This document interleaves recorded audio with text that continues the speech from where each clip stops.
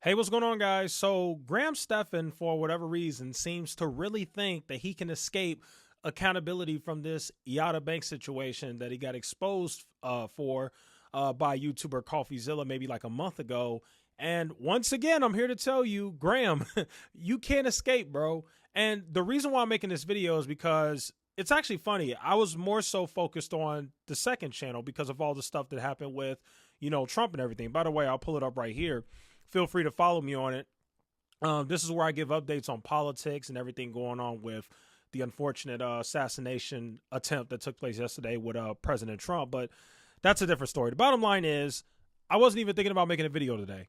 What happened was I started to get messages from other people who are critical of Stephan. So it's not just me, folks.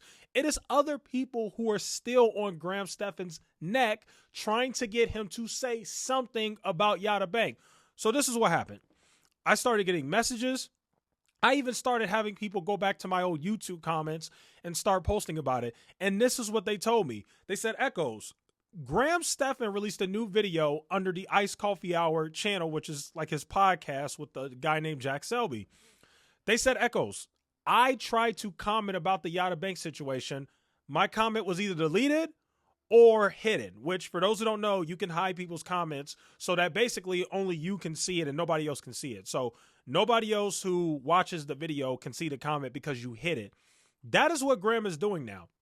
Graham has taken it to a whole new level. Not because before what Graham did was, in order for him to avoid all accountability, what he's trying to do is he's trying to just completely stay silent, not acknowledge it at all, not say a word, and he's hoping that eventually people will forget about it. It's been about 2 weeks or so now, and what Graham is starting to find out is that people are not letting him off the hook, which is good. You guys who are not letting him off the hook, you're doing great. Good job. I just want to say that because I've made about 2 videos now talking about this situation, and it's good to see that I'm not alone when I say, Graham, you really are a scumbag, man. Like, you're not going to say anything, nothing, like nothing, not anything, no acknowledgement or anything. By the way, folks, people still can't get their money out of Yotta Bank right now.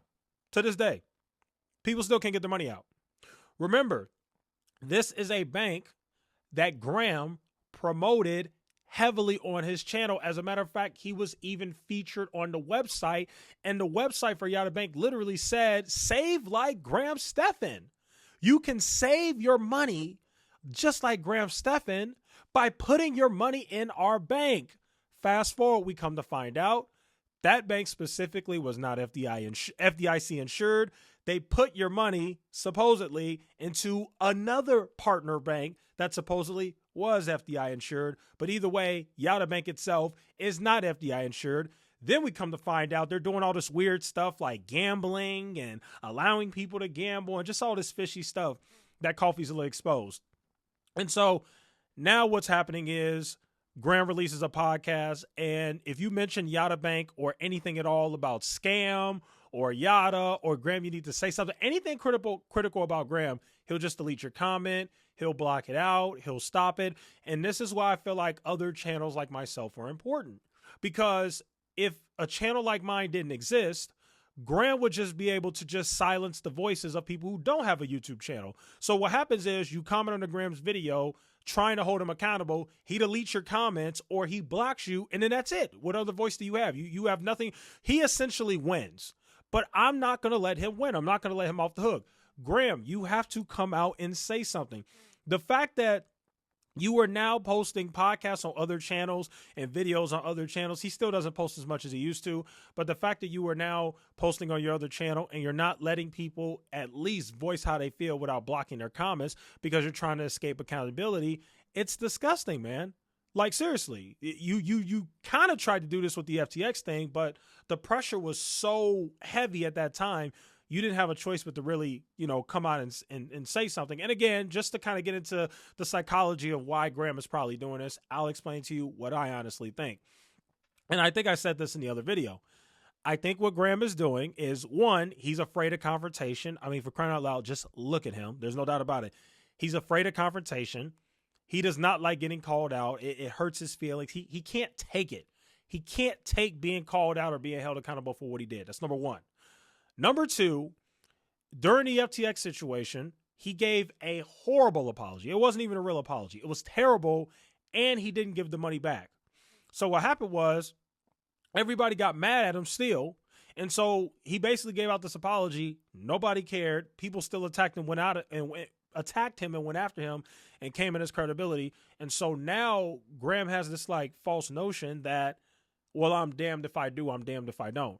It doesn't matter if I apologize, people are going to come after me. It doesn't matter if I do apologize, people are going to come after me. So I might as well not say anything. But what he's not realizing is it's not really that simple. It's not that, oh, well, I'm damned if I do, damned if I don't. It's the fact that your apology was trash.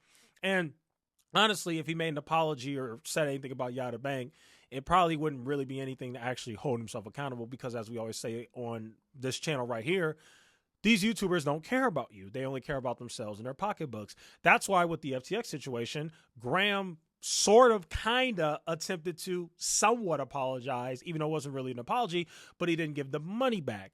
The reason why is because at the end of the day, that is all these YouTubers care about is money. They care about getting rich. They care about enhancing their wealth, making more money, getting more opportunity. You know, they're just money hungry. They're greedy. It's pure greed. It's actually really sad. And it's not just YouTubers that are subjects of this whole pure greed thing. Most people in this system of capitalism are subject to this whole thing of pure greed. But these YouTubers specifically for sure are. And it's absolutely disgusting in my opinion. So, yeah, Graham is deleting comments. Graham is blocking people if you speak out on the Yotta situation, and he really thinks that that's going to basically get everybody to forget about it. The sad part about it is, yes, over time, people will eventually forget about Yotta. But here's the key. This guy has promoted so many scummy products, weird people on his channel, bad endorsements and investments. I bet you there's probably going to be another scandal. He's probably going to have another FTX or Yotta Bank in his hands because this guy has an entire 4-year history of promoting absolute garbage on his channel. I always bring up the example of the Dogecoin millionaire. That was another clown that you brought on your channel. Why would you platform that? I mean, seriously, I'm calling out Graham's credibility as a financial influencer. I don't truly believe that Graham is a good financial influencer. I think he's terrible, and I don't think you should be listening to him. Because if you are a true, responsible financial influencer, and you truly want your followers to invest in index funds and save their money and budget and blah, blah, blah. If you truly want that, why in God's name would you platform a clown named the Doge, who calls himself the Dogecoin millionaire, some idiot who took out a bunch of personal loans and family loans and put his entire life savings into a meme coin cryptocurrency called Dogecoin, which was literally created to do and accomplish nothing. If you look at the white paper or the origin of Dogecoin, the creators of it literally say this coin was created as a joke. You platformed an idiot, some guy who was a loser, just God knows what he was doing in life, probably nothing, but happened to take all the money he had saved or had in his bank account, YOLO went into this coin. He temporarily became a millionaire, and then he ended up losing it all because he was so stupid he didn't sell once he became a millionaire. He's like, I'm never selling Dogecoin. I'm riding it to the end.